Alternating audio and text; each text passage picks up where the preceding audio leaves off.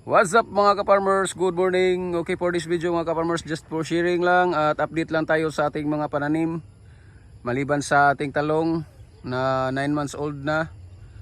So may sitaw tayo na sa ngayon mga idol ka-farmers, parang kailan lang nagtatanim tayo. Ngayon may namumuo ng mga bulaklak mga idol. Oh. Yan, bulaklak na yan mga idol. Dito sa bandang itaas. Yan, thank God. May mga bulaklak na mga idol ka-farmers at nagsimula na nilang napakinabangan yung balag natin sa bubong or sa itaas. So yan mga idol ka-farmers, just for sharing lang at pasyal tayo dito sa ibang mga linya. May mga mga talaga mga idol ka-farmers. May mga bulaklak na talaga na kumukadkad. Ayan, wow, thank you Lord. Sana makatama tayo ng magandang presyo dito mga idol. Kasi sa ngayon medyo maganda-ganda ang presyo sa ngayon, pero kailangan pa natin maghintay ng ilang araw dyan. So sana. At update ko rin to mga idol ka-farmers, yung mga damo na yan nasa gitna. No worries tayo dyan. Dahil sprayhan natin yan ng herbicide. Hindi na tayo na dyan dahil yung sitaw natin nandito na sa bandang itaas. Yung mga talbos nila nandito na at simula nang nagumagapang sa bubong, sa balag natin sa itaas. So sprayan natin yan ng herbicide mamaya or bukas, depende sa libre natin mga idol ka-farmers. Kung maaraw pwede ngayon or bukas mga idol ka-farmers. So, pero sa ngayon parang busy tayo ngayon dahil birthday ng anak ko ngayon na si co-driver. So, punta muna kami ngayon sa simbahan maya mga idol. Ayan, nag-update lang ako sa inyo mga idol ka-farmers, no? Dito. Na talagang yan na na talaga nila yung balag natin sa itaas. Yan, gumagapang na sila. So sa ngayon, ito pa mga idol ka-farmers, mga na talaga. Bumukadkad na ng bulaklak. I thank God. Thank you Lord. At yung damo na dito mga idol ka-farmers, talagang nuuris tayo dito. Dahil andito na yung mga sitaw natin. Dito tayo daan. Dito na lang. Dahil puntahan natin yung natin mga idol ka-farmers. Pipino natin. Update ko rin sa inyo. So, pasyal lang. Sana ay mag-enjoy kayo. Thank you so much sa mga suporta. Kay Ma'am Manay Bicol, Miguel Love, shout out ma'am. Thank you so much sa suporta mo ma'am. Pagbisita sa aking live. Kay Mama Lu, asawa ni Sir Idol Rons. Yung mga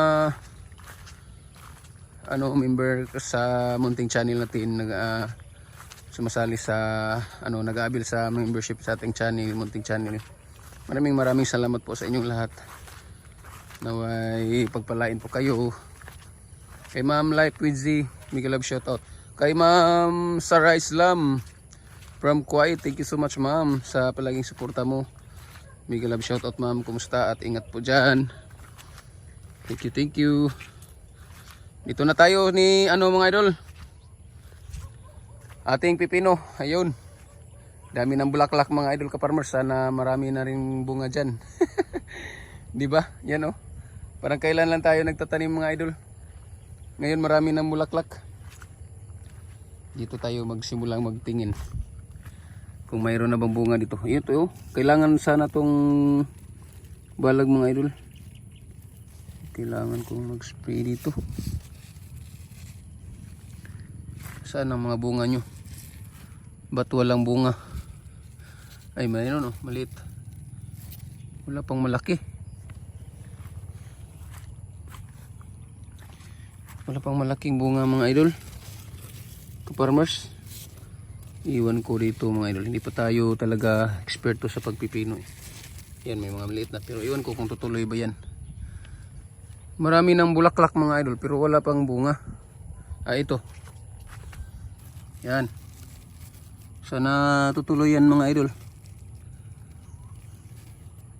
Siguro mga ka-farmers.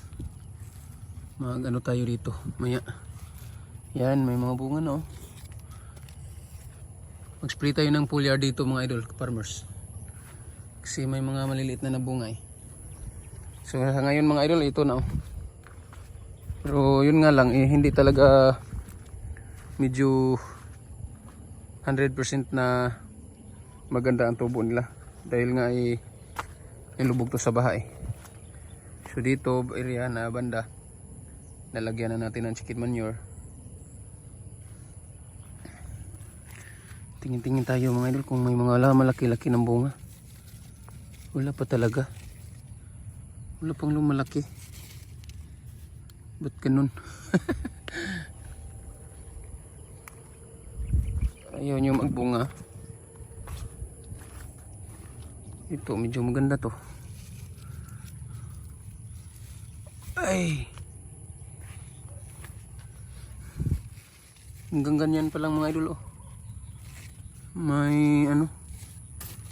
Okay pa rin, at least may nakikita na tayong ano mga idol. Bunga. Dami ng bulaklak oh. Dami ng bulaklak mga idol ka-farmers.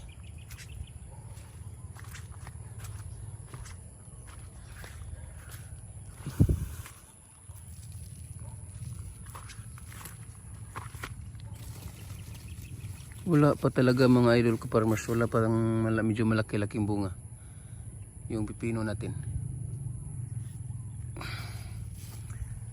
Okay lang, at least ayan, parang nakaka-recover sila mga idol ka-farmers sa mula noong binaha.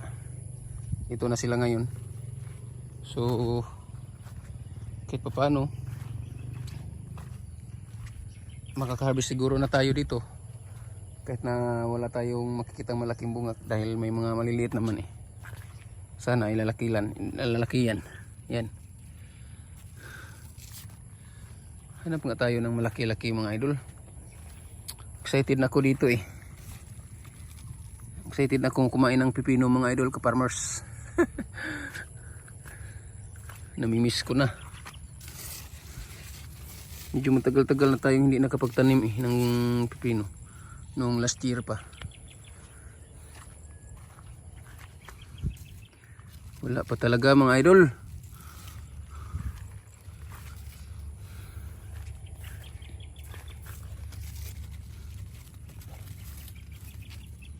Wala pa talaga. Hanggang ganyan pa. Yan. Okay. That's it lang muna mga idol ka-farmers. Thank you so much sa lahat ng suporta nyo. At sa ngayon, ito ang status ng ating pinag-aabalahan sa lahat ng araw. Ang pipino natin may mga maliliit na bunga. At yung sitaw natin may bumukadkad na ng mga bulaklak. Ayan. Sana makachamba tayo sa presyuhan dito mga idol. Dahil yung talong natin ano na kasi gulang na. Matanda na, 9 months old na yan. May mga bunga siya pero maliliit na. Yan. Kailangan na nating magtanim ulit ng talong mga idol. Pagkatapos ni pipino at ni sitaw, nagtanim na naman tayo dito ng talong or ampalaya. So nasa dalawang ano lang yan, ampalaya or talong ang plano natin dito. Okay, that's it lang muna mga idol ka-farmers. Thank you for watching. And again, happy farming idol mga ka-farmers. Happy farming. God bless sa ating lahat mga ka-farmers. Mabuhay. Bye bye. I love you all.